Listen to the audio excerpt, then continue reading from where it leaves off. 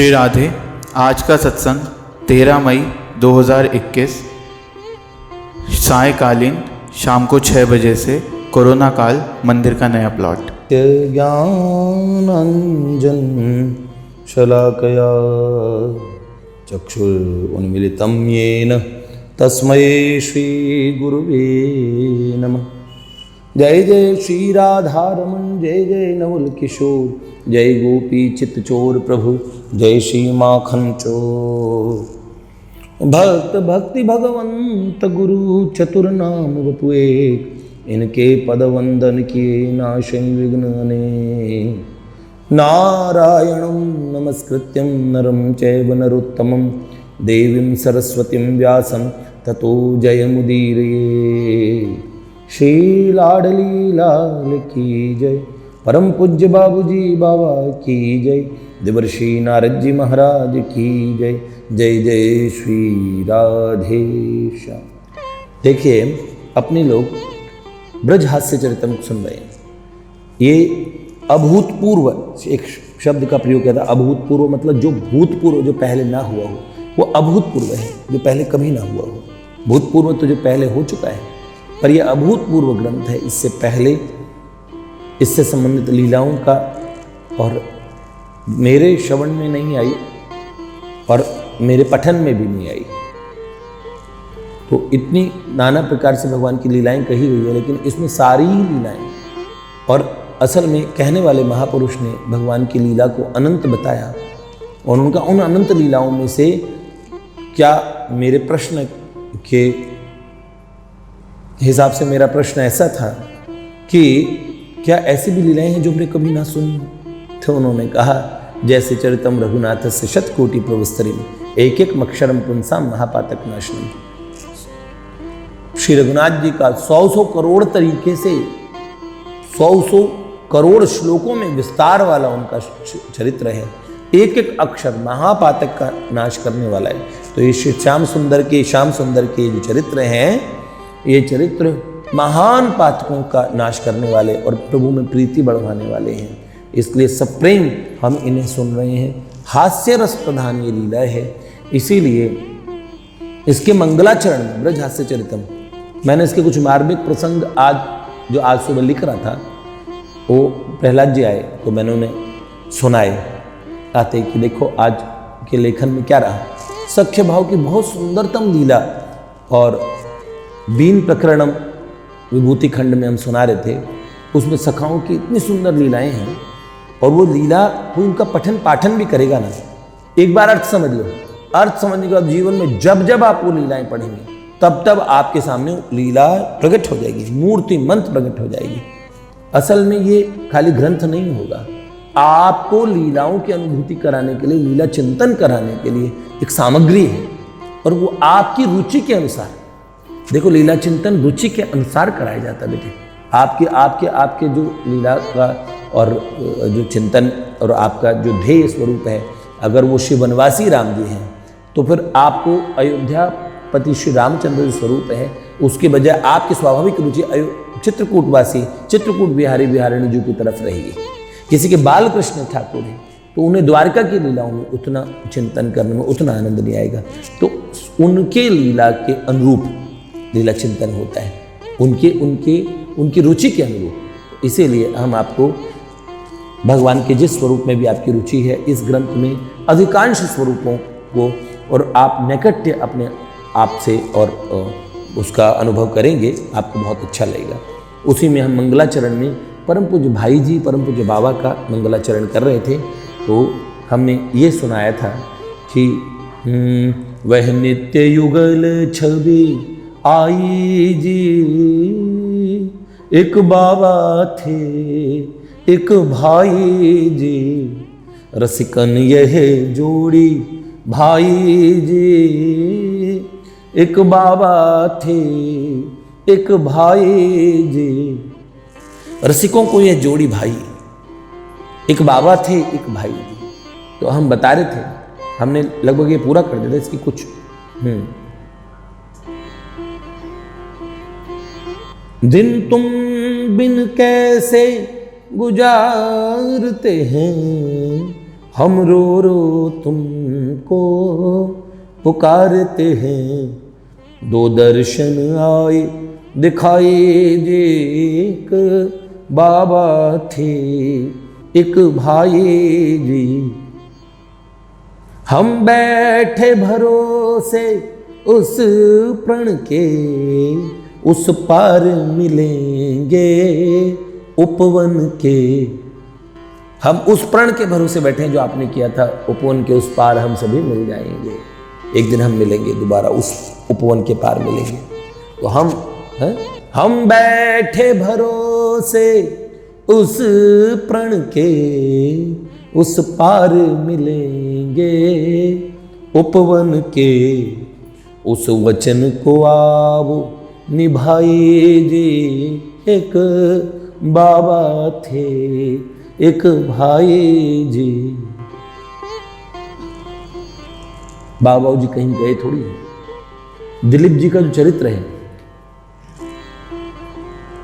और जब उनको पता लगा कि उनको 21 वर्ष बाबा ने आयु भाई जी की आयु से लेके दी थी, तो वो ट्रेन के आगे आत्महत्या के लिए भाई जी के जाने के बाद वो ट्रेन के आगे खड़े हो गए थे। और जैसे ट्रेन आने वाली थी, भाई जी ने हाथ पकड़ के उन्हें खींच लिया। भाई जी नित्य धाम जा चुके थे, लेकिन छड़ी लेके भाई जी सामने खड़े थे। भाई जी ने कहा, विश्वास का एक स्तर आने के बाद ये ढांचा, ये जो तुम देखते थे, जिसे तुम प्रेम करते थे, वो पुनः प्रकट हो जाएगा। महापुरुष कहीं नहीं जाते। नंद बाबा का चरित्र हमने बताया था वाटिका में, जो भाई जी को बधाई देने आए थे। परसों बात कर रहा था मैं कि भाई जी बधाई हो, लाला को जन्म भयो, जन्माष्टमी की बधाई हो। भाई जी ने पूछा आप कौन? तो उन्होंने बोला मैं नंद बाबा। तो बोला लाला देखे हैं कभी नंद बाबा तुम्हारा नाम है? तो बोला मैंने नंद लाला कभी नहीं देखे। तो बोले फिर आप कहाँ के नंद बाबा? तो उन्होंने बोला मैं तो नकली नंद बाबा हूँ, आप चाहो तो असली बना दो। और भाई जी ने वहीं उनसे जप कराया, मंत्र दिया, बिठाए रखा। और ऐसी ललक थी, थोड़ी देर बाद में उन्हें नील ज्योति दिखाई दी, फिर प्रकाश, फिर महाप्रकाश, और फिर महानतम प्रकाश छा गया। और उसमें छोटे से हैं क्यों, नमामीश्वरम सच्चिदानंद रूपम लसत कुंडलम गोकुले भाजमान। गोकुल की नंद बाबा की वो हवेली, उस हवेली में छोटे बाल कृष्ण ठाकुर, और इतने प्यारे मधुरतम दर्शन किए। नंद बाबा ही हो गए। अच्छा, ये नंद बाबा, इनके विषय में बता दूं, इतने कट्टर नियम मानने वाले थे ना। वाटिका में राधाष्टमी पे प्रसाद नहीं लेते थे, कहीं पे प्रसाद नहीं लेते थे। प्रसाद को यूं टच करके आदर कर देते थे, कभी नहीं।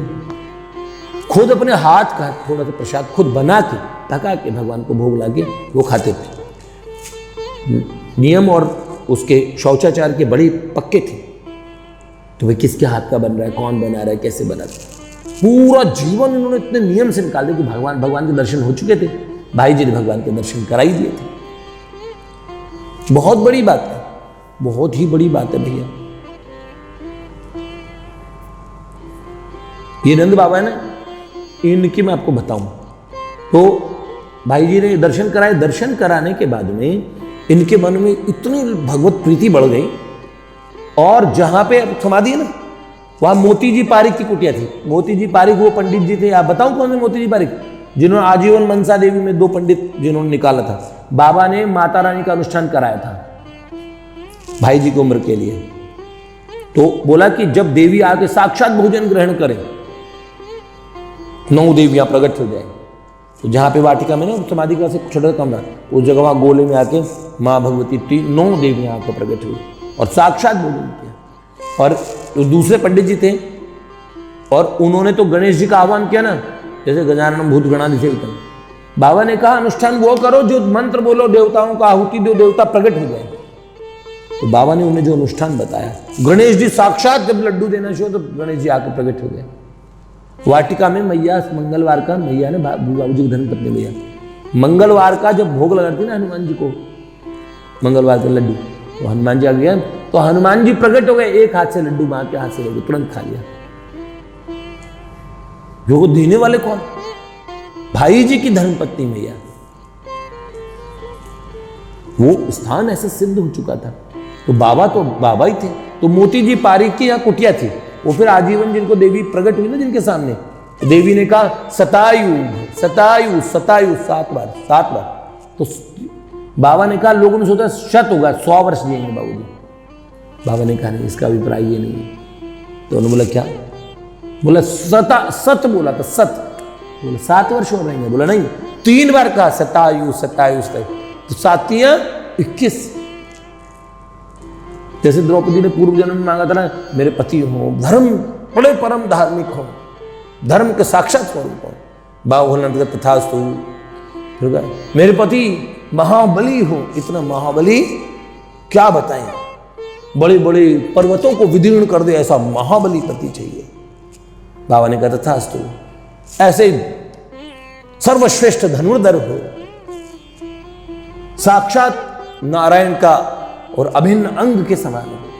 तो उन्होंने बोला तथास्तु, सबसे सुंदर हो, तथास्तु, सबसे बुद्धिमान हो, सहदेव, तथास्तु।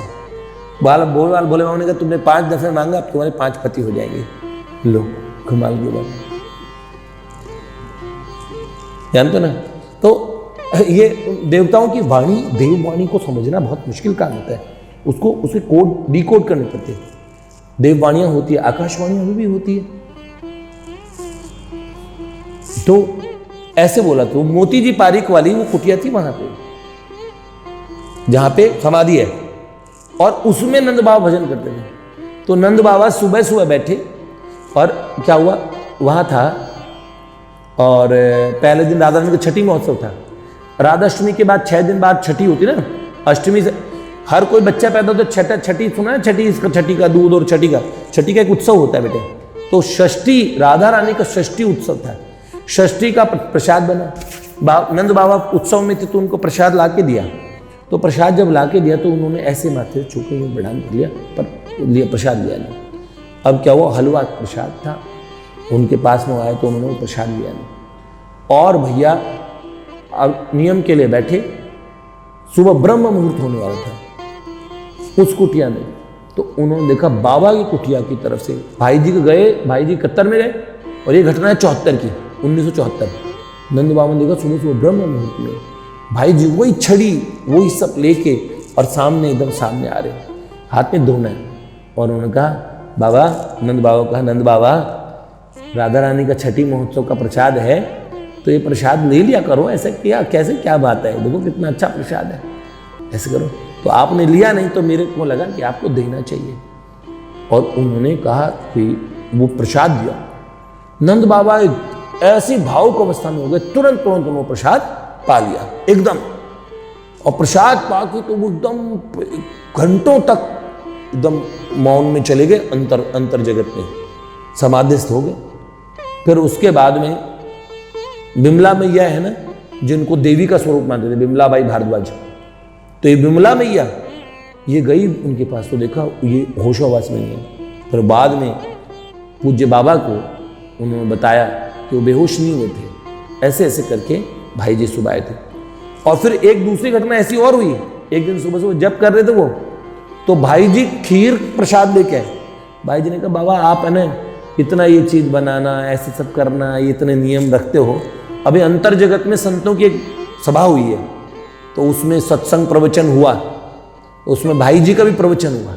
सब महात्मा बोलते हैं ना आपस में, तो सुखदेव मुनि, अंतर जगत के 80 महात्मा इस समय काम कर रहे हैं, पूरे अंतर जगत को में पूरा लीड करके, बहुत महात्मा असंख्य काम कर रहे हैं। तो वो 80 महात्मा के 40 अर्वाचीन और 40 प्राचीन महात्मा, 40 प्राचीन महात्मा, जिसमें गौतम, कपिल, कणाद, भगवान जमदग्नि, परशुराम जी, ये सब अश्वत्थामा, ये सब जितने जने हैं ऐसे प्राचीन 40 महात्मा, और 40 वर्तमान के, जैसे पूज्य उड़िया बाबा, आनंदमयी माँ, ऐसे से पूज्य भाई जी, पूज्य सेठ जयदयाल गुरु जी, प्रभुपाद, ये सारे करपात्र जी महाराज, ये सब अंतर जगत के ऐसे महात्मा दिए।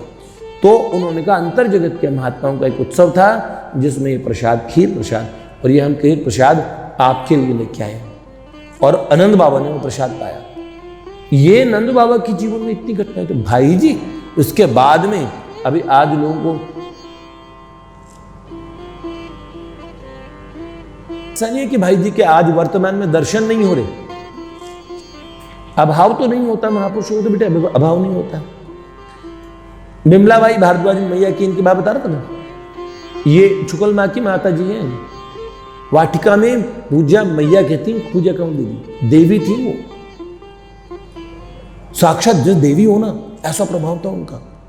वो बैठे बैठे बता दीजिए कि बाबा पे किसी ने तंत्र प्रयोग किया तो बैठे बैठे बता दीजिए ऐसे चौका। देखो वो जामिन अली भाई साहब जो आते थे ना, जामिन अली एक कम्युनिस्ट थे गोरखपुर में, कम्युनिस्ट पार्टी के, और वो एक बार आ गए बाबा के यहाँ, इतने प्रभावित हुए।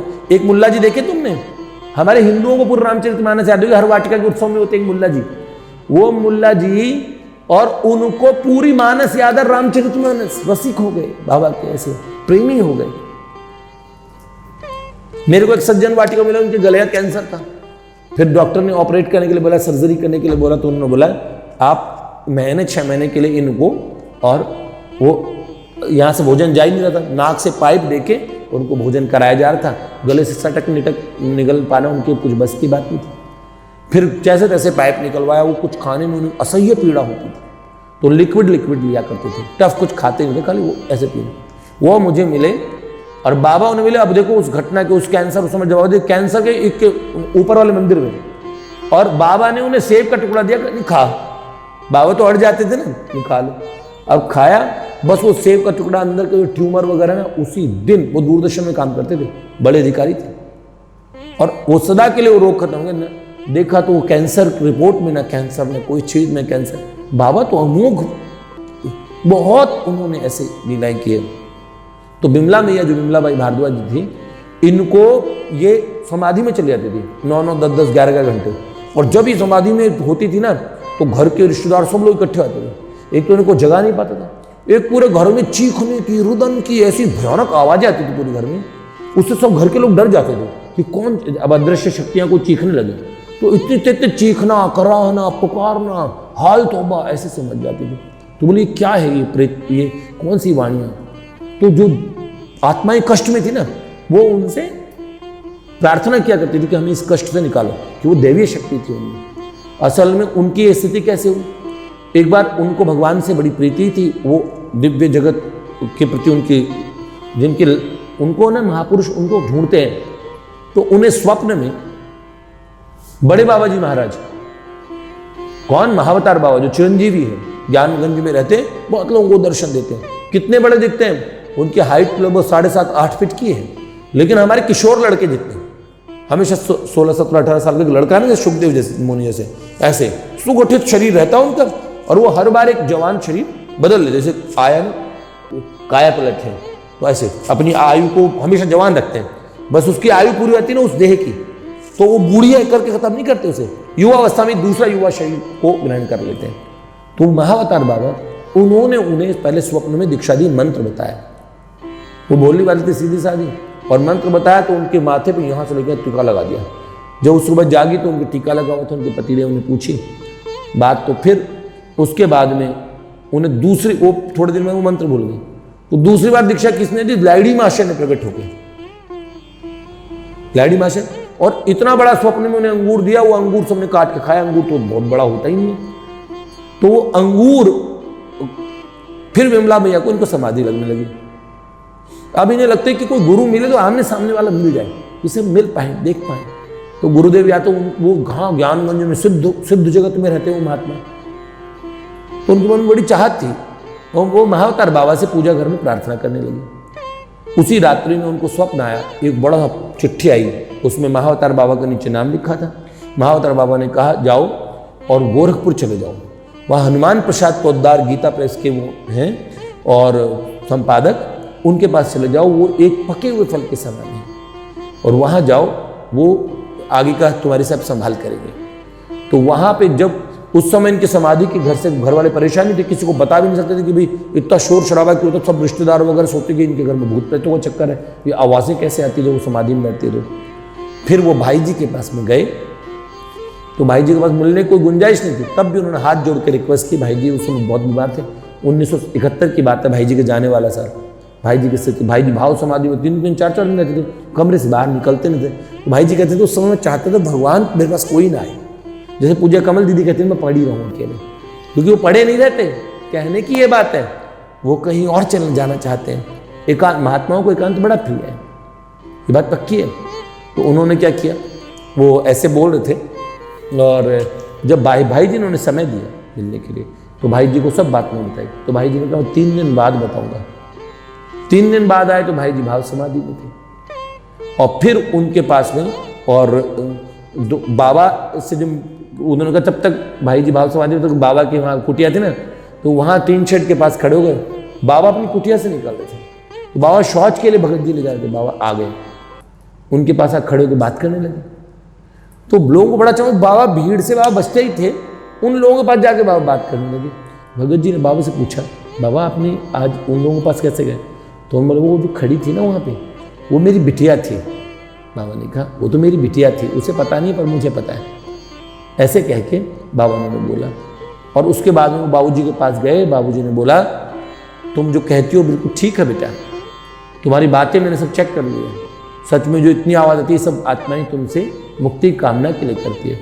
अब मैं तुम्हें कुछ मंत्र बताता हूँ। खुद भाई जी ने दीक्षा भी दे दी, मंत्र भी दे दिया, बात भी बता दिया। फिर घर वालों का भी पूछने लगे, तो बताने लगे मेरी ये है, हमारे काम धंधा सब पूछा। फिर और भाई बहन वगैरह, तो उन्होंने बोला इतने भाई इतने, तो उन्होंने बोला मैं उन भाइयों की बात नहीं कर रहा, तुम और वो भाई तो कहने को भाई है असली भाई तो तुम्हारा नहीं है। बड़ी प्रसन्न हुई इस संबंध को मान के। फिर भाई जी से ऐसा मन में अटैचमेंट हो गया, और फिर उनके जीवन की घटना हुई। एक दिन बाबा ब्रज भाव की बहुत ऊंची ऊंची बातें कर रहे थे उस निकुंज राज्य के से, तो ये बिमला में जाने चुपचाप जाके बैठ गए। इनका मन बड़ा दुखी हो गया, इतना दुखी हो गया हम तो संसारी जीव, और क्या करेंगे 10 जगह, इतनी ऊंची निकुंज की लीलाएं श्री कृष्ण की। बाबा बता रहे थे कितने कितने जन्म और कितने कितने युग बीत जाते हैं, तब ये निकुंज की लीलाओं इनके बारे में थोड़ा सा पता लगता है। वहां जाना तो कितना मुश्किल होता होगा। तो उन्हें लगा कि हमारे बस की चीज़ तो है नहीं। तो बहुत उदास हो गई। तो वो पूरा प्रवचन सुन के चुपचाप पीछे पीछे बाबा से मिले बिना निकल गई, और भाई जी के जो कमरा है ना वहाँ जाके बैठ गई।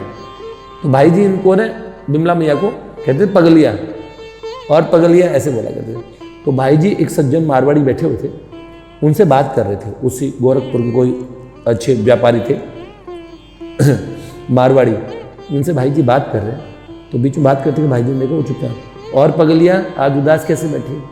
तो बोले कुछ नहीं बाबूजी, बता मेरे को। तो उन्होंने देखा कि ये सामने बैठे हैं। भाई जी ने कहा आप नहीं है ये, हाँ अब बोलो। तो उन्होंने बोला भाई जी कभी हमें ऐसा मिलेगा, ऐसा हम भी उस राज्य में कभी पहुंच सकते हैं? हमारी तो कोई ऐसी लगती नहीं, अपने पास साधन भी नहीं। इतने ऊंचे साधन थे उनके, इतनी इतनी समाधि में रहते, तब भी उन्होंने कहा कि हम श्री कृष्ण के पास पहुंच जाएं अपने बल से। तो हमारा बल है नहीं, कभी हमें भी ऐसे अनुभव होंगे या कि नहीं होंगे ऐसे से? तो भाई जी हंस थोड़ा मुस्कुराए। उस समय भाई जी का श्वास बहुत गड़बड़ था। भाई जी ने कहा देख मैं इनसे बात कर रहा हूँ, तू यहीं बैठी रहे 20-25 मिनट आधे घंटे जितनी देर बैठ सकते बैठ, और मेरी आंखों की तरफ देखते रहना। मैं इनसे बात कर रहा हूँ, मैं तेरे तो एक तक वो भाई जी को, यही भाई जी का तरीका होता था। एक बाबा भी ऐसे करते थे, किसी चीज़ को एकदम गौर से देखते थे, हाँ हो गया बस इतने में करते, मतलब इतने में वो चीज़ दे देते कि वो चीज़ सही टाइम पे काम आएगी। तब उन्होंने कहा 20 मिनट तक वो ऐसे देखते रहे, और उसके बाद में तो फिर अचानक ही एकदम देखा कि अंतःकरण की सारी वृत्तियों का लोप हो गया, और लोप होते ही महानतम निकुंज राज्य लखो रे मन वृंदा विपिन बहार, जह बिहरत वृषभानु नंदनी छवि निधि नंद कुमार, जह चिन्ह में सब जीव चराचर, जह राधे सरकार, लखो रे मन वृंदा विपिन बहार। ऐसे सुंदर वृंदा विपिन राज के भीतर प्रवेश हो गया। और भैया सुंदर इतने दिव्यतम अनुभव हुए एक बार में। कमल दीदी को बाबूजी ने ऐसे ही दिखा था, चश्मे से ऊपर ऐसे देखा करते थे, देखा देखने मात्र से काम कर रहे हो, बीच बीच में बाबूजी उन्हें देखते थे, ठीक है देखते नहीं थे, उन लोगों की नजर में आना। पूज्य कमल दीदी कहती थी एकदम अतिशय साधारण दिखने वाले बाबूजी में इतना आकर्षण था ना, लोग लोटपोट हो जाते थे, लोटपोट रहते। बाबा ऐसे लगते थे कि हम किशोरी जी के पास बैठे हैं और कभी नहीं लगता था कि श्री कृष्ण हमसे दूर है, इतना आकर्षण था। वो धोती पहने हुए एक पॉज कर। अब पप्पू भैया भी गए। कमल दीदी ने कहा इतना आकर्षण था बाबूजी में, पैर हमारे जमीन पे नहीं पड़ते थे कि बाबा बाबूजी रहते हैं। तभी तो ना, एक बाबा थे एक भाई जी, वह नित्य युगल छवि। वो नित्य युगल ही तो आए थे, श्री कृष्ण आए थे बाबूजी, है। प्रगटे जन नैन के तारे थे, भाई जी में नंद दुलारे थे, बाबा बन राधा आई जी एक बाबा थे। पूजा कमल दीदी से पूछा उन्होंने, बिटिया हमारे उस नित्य किशोरी स्वरूप के दर्शन करोगे? बोले बाबा मुझे तो आपका यही स्वरूप देखना है। 6 महीने तक बाबा के सामने, माँ के सामने माँ ने कहा महाप्रकाश में बाबा दिखते थे। प्रकाश का पुंज बाबा ने जब प्रकट किया तो बाबा ऐसे साधारण नहीं थे, ऐसे लोग निछावर थोड़ी कर गए बेटे, अत्यंत आकर्षक लगा करते थे। बाबा बाबूजी इन लोगों में कुछ बात थी, प्रेम प्रेम प्रेम प्रेम के। जब बाबा गए, बाबूजी गए तो क्या बोलते थे? राम नाम सत्य नहीं बोला, प्रेम प्रेम सत्य है, प्रेम ही सत्य है, प्रेम ही सत्य है। जब समाधि दी, प्रेम सत्य है। इनका वो देखा ना, विखंडित वीणा रोता रहो। जब बाबूजी गए, क्या क्या लोगों पे, अरे ऐसा लगा कि सब कुछ लुट गया। बाबा के जाना तो लोगों के लिए भीषण आघात हो गया। बाबूजी का जाना और उसे ये बहुत ऐसी घटनाएं थी, क्या बताएं। देखो ब्रज में वो यात्रा के लिए गए, हरिवल्लभ दादा ऐसे भीड़ में कहा करते थे, मलूक पीठ वाले सरकार के सामने कहा, हम केहरी के बेटा हैं, सिंघनी के बेटा हैं, सिंघनी के। उन्होंने बोला हमारी सिंघनी पात्र भी देती है, वाटिका की सिंघनी पात्र भी देती है, दूध भी देती है, अधिकारी नहीं है तो अधिकारी बना देती है। बाबा का तो यही नियम था। और भैया वो व्यक्ति, वो नाचने, वो गाने वाला, मांगने वाला, खाली नाच नाच के बोल रहा था, खाली एक लाइन बोलता, कुछ नहीं। हरिवल्लभ दादा बोलते खाली वो एक्टिंग करता, मारे मती मैया, बस इससे आगे कुछ बोले, अरे कुछ दे जा, अरे कुछ दे जा।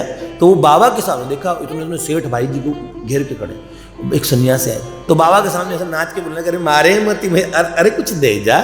बाबा को कहा, तो बाबा से गौर से देखने लगे। बाबा पैसा स्पर्श नहीं करते, तो मौन में थे बिल्कुल कुछ नहीं। तो बाबा उसे देखने लगे गौर से, तो उसे वो अरे कुछ दे जा, अरे कुछ दे जा, ऐसे उसने बोला। लोगों ने हटो हटो, बाबा को और लोग ले गए। इतनी सी मुलाकात थी। उसके बाद में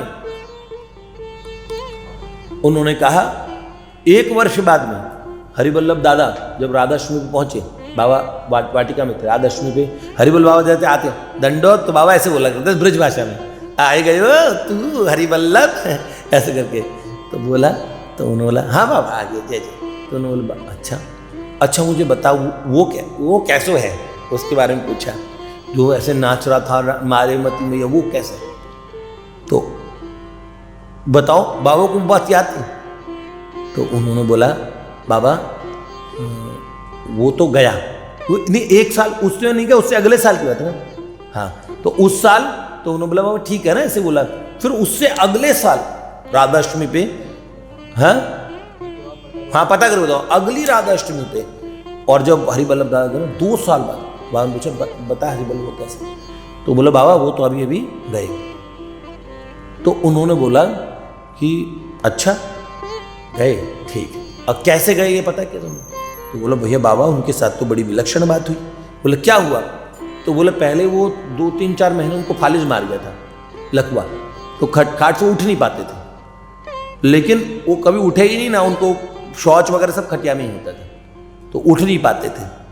तो वहीं से लोग घर वालों ने सेवा भी की। लेकिन जैसे जिस दिन उनका अंत समय था, अचानक वो उठ के ऐसे बैठ गए और हाथ ऊपर करके कैसे हा हा हा करके इतना हंसे और बहुत अट्टहास लगा के हंसने लगे। और कई आध पौन घंटे तो हंसते ही गए और हंसते ही मर गए। तब बाबा ने कहा हाँ ये बात, अब बताओ क्यों हंसे हो, पूछा क्यों हंसो। तो उन्होंने बोला बाबा ये मैं क्या जानूँ, ये तो आप जानो।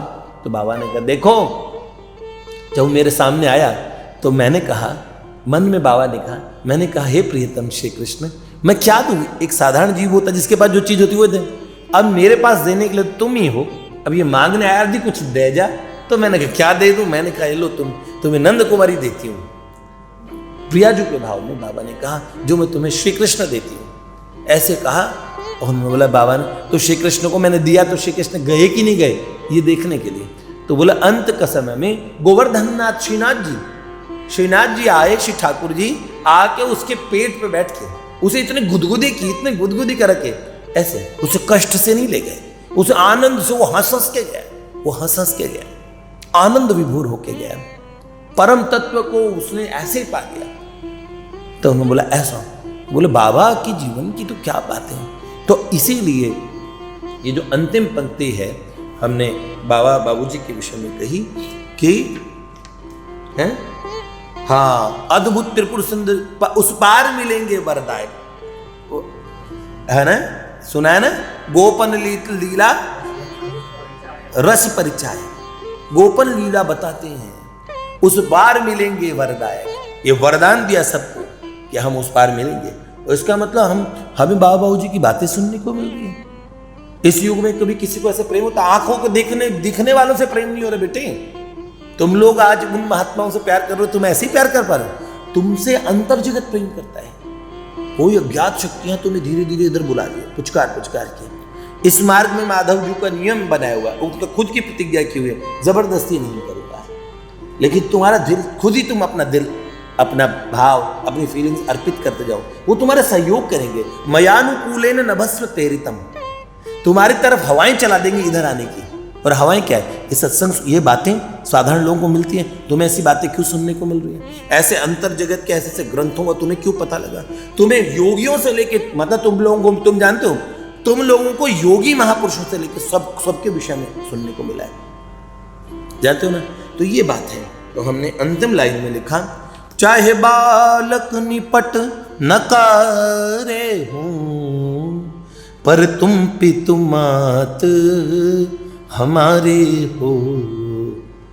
लो गोद में आए उठाए जी, एक बाबा थे एक भाई जी, वह नित्य युगल छवि आई जी, एक बाबा थे एक भाई जी। आप जानते हो, एक भी ऐसा व्यक्ति, भाई जी ने कभी किसी को कठोर उत्तर नहीं दिया। गीता भवन के बाहर पूर्णिमा का साथ कीर्तन होता था, ऊपर का हॉल बन रहा था, गीता भवन नंबर 1 बन रहा था, और सेठ जी रात्रि में, पूर्णिमा की रात्रि में सेठ जी गंगा जी के तट पे गीता नंबर 1 के घाट पे बैठ गए, और वहां पे सब सत्संगी भी इकट्ठे हुए, भाई जी भी आके बैठे। अब पहले सेठ जी ने व्याख्यान दिया, बोला हनुमान कुछ बोल, तो भाई जी ने बोलना शुरू कर दिया। अब भाई जी ने बोलना शुरू किया, तो भाई जी व्याख्यान कर रहे थे ना, तो एक जना बीच में खड़ा हो गया और जोर से चीख के बोलने लगा, ये सब ठग बाजारी लगा रखी है आप लोगों ने, सब ठग बाजारी आप लोगों की, ये ढोंग, ये पाखंड, इससे हमारा देश बहुत पीछे गया है। कौन भगवान, किसने देखा, कौन सी चिड़िया का नाम भगवान है, भगवान कौन सी चिड़िया है, ऐसे बोला, कौन सी चिड़िया है, किसने देखा भगवान, ऐसे।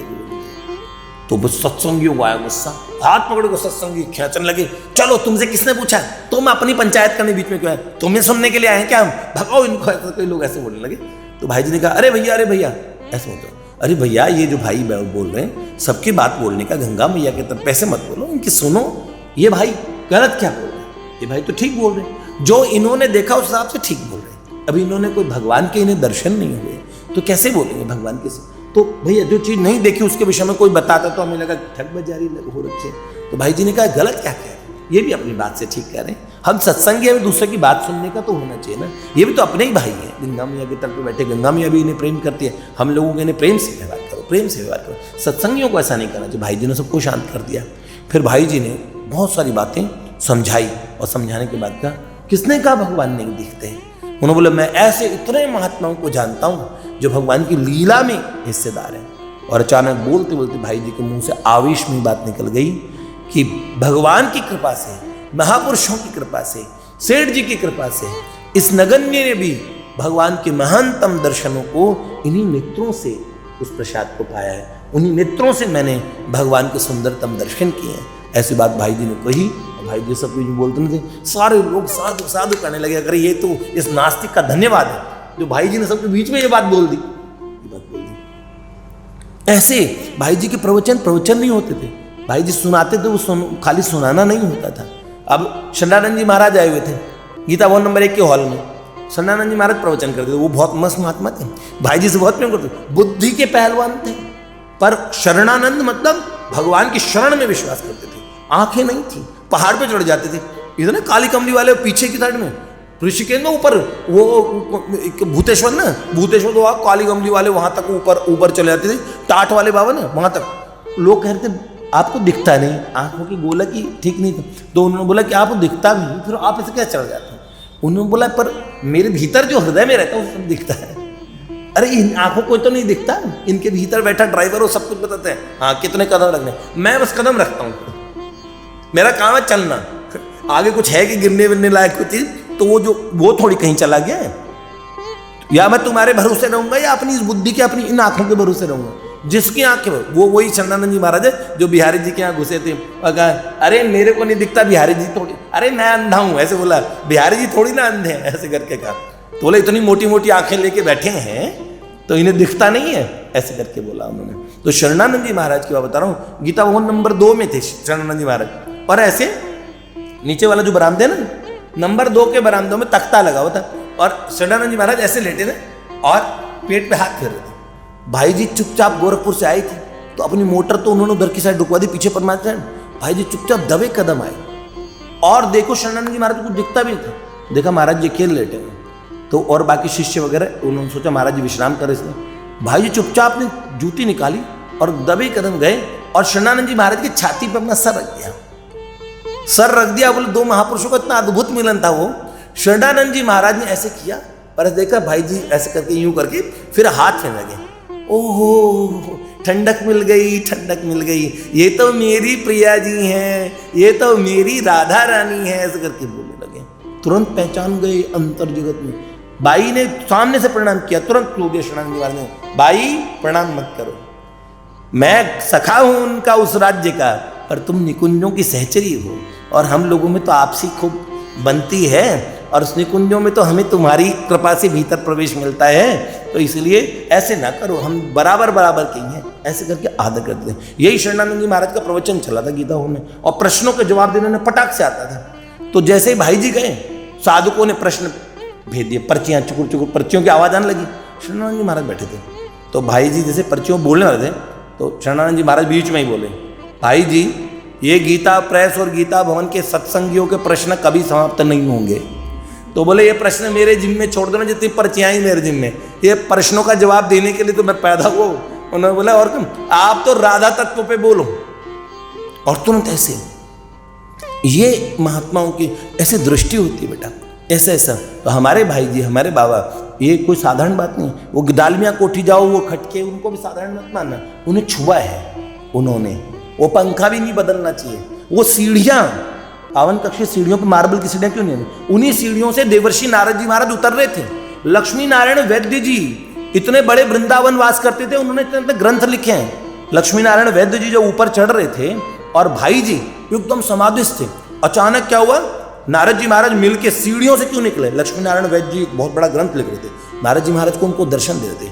ऐसा तंबूरा लिए हुए नारद जी महाराज एक एक कदम करके नीचे उतर रहे हैं। तो जैसे ही वो कॉर्नर आया ना, तो नारद जी को सामने देखा ना, तो एकदम स्तब्ध रह गए। इतने सुंदर महात्मा, इतनी सुंदर सुगंध सुवास, ऐसा सुंदर स्वरूप। और नारद जी ने देखा साइड में से ऊपर जाने का रास्ता दे दिया। तो उनका में पहले वो प्रश्न पूछने आए थे कुछ और वहां आके उनके मन में आया इतने सुंदर महात्मा इस धरती पे कहां से आ गए? ये तो कोई और दुनिया के संत लग रहे हैं। क्योंकि नारद जी क्या ऐसे साधु वाधु का स्वरूप जरूर पहन लगा रखा है, पर है तो नित्य किशोर ठाकुर जी इतने सुंदर। तो भैया जैसे ही प्रवेश किया, भाई जी ने समाधिस्थ बैठे थे। अब भाई जी को बोले, बाबूजी आपको क्या हुआ? कई देर तक, कई घंटों तक वो खड़े रहे। पर भाई जी का खुले तो आपको क्या हुआ? बोले मैं तो नहीं ठीक, बस ऐसे माथा खराब है। तो बोले पूछा, बोले भाई जी, बोले क्या प्रश्न पूछे? बोले भाई जी पूछना तो कुछ और आया था, पर अब पूछना ये है मेरे को कि सीढ़ियों से तंबूरा लेके एक महात्मा उतरे, ऐसे महात्मा कहाँ से? तो भाई जी की आंखों से आंसुधारा बह गई। उन्होंने बोला आपने देख लिया इन्हीं नेत्रों से? बोला देखा नहीं, मेरे सामने से निकल गए, मैं बगल से निकल गया हूं, जगह दी उन्होंने। तो उन्होंने बोला आप कृतकृत्य हो गए, आपका मनुष्य जन्म धन्य हो गया। जिनको वो दिख जाते हैं, जिनको वो मिल जाते हैं, उन्हें भगवान मिलते ही हैं। नारदो देव दर्शनाथ। उन्होंने बोला आपको देवर्षि नारद जी महाराज के साक्षात दर्शन हुए अभी थोड़ी देर पहले। ऐसे आते थे, ऐसे। तो भाई जी का, हम लोग भाई जी की बात कर रहे हैं इसका मतलब नहीं, हम यहाँ बात कर रहे हैं ना। प्राची ने मुझे एक बहुत अच्छी बात बताई थी। बोले भैया हमारे कमरे में हमारे मौसा जी ने और एक एक्वेरियम लगाया हुआ है जिसके अंदर मछलियाँ हैं। उन मछलियों को और हमारे पिताजी आके देखते, इस वाले ने खाया, इसने नहीं खाया, ऐसे आके देखते रहते हैं। तो बोला हमारे बेड से हम उस एक्वेरियम को देखते रहते हैं, देखते हैं मछलियों कैसे। तो बोले ठीक ऐसा ही है भैया। कुंज निकुंजों में ऐसे चर्चा चली। तो बोले हमारी सहेलियां और सब, हम सब सखियां थी, उनके बीच में प्रिया प्रियतम और सब सखियों से प्रिया प्रियतम बता रहे हैं कि जो प्राची है ना, ये वैवस्वत मनवंतर में श्वेत वाराह कल्प में भरतखंड में इसका जन्म हो रखा है इस समय। मतलब उसका वो स्वरूप भी, और ये एक स्वरूप से वहां है, उसी भरतखंड में है। तो मैंने कहा कि, तो उन्होंने बोला कितनी सृष्टियों का और आवरण हटा के, और वहां पे ये दिखता है कि भरतखंड है, ये लखनऊ है, यहाँ ये चल रहा है। तो मैंने कहा सब चुन्नो चुन्ने से दिखते होंगे वहां से, तो इतने छोटे छोटे से। तो उसने कितना अच्छा उदाहरण दिया।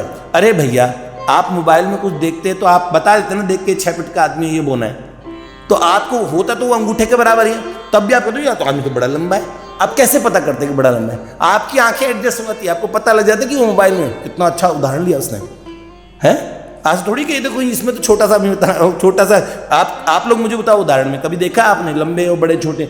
आपको फोन में पूरी दिखती है। उसने मुझे फोन का उदाहरण लिया सीधे सीधे, और मैंने कहा उससे सारी सृष्टियों को पता लगता है। उन्होंने बोला भैया ज्ञान की पूर्णता होने से ऐसा नहीं लगाता कि कोई वहां पे ये ध्यान नहीं लगाना पड़ता। और मैंने आपको बहुत पूर्व में भी एक बात बताई थी कि वहां पे आपको ध्रुव जी मिले, प्रहलाद जी मिले, महात्मा स्वयं ज्योति जी थे ऋषिकेश में, उन्हें ध्रुव जी ने दर्शन दिए। तो ध्रुव जी ने अपना सारा टाइम डायमेंशन का अपना सारी चीजें दिखा दी और उसमें उनको प्रवेश कराया, कैसे ध्रुव बालक के सामने भगवान प्रकट हुए, ये दर्शन कराए। तो इसीलिए वो उस कन्या ने भी वो सब चीजें देखी, बाबू जी भी सब देखते थे। और आज इन लीलाओं के माध्यम से हम सब भी ये देख ही लेंगे। जय जय श्री राधे श्री लाडली लाल की।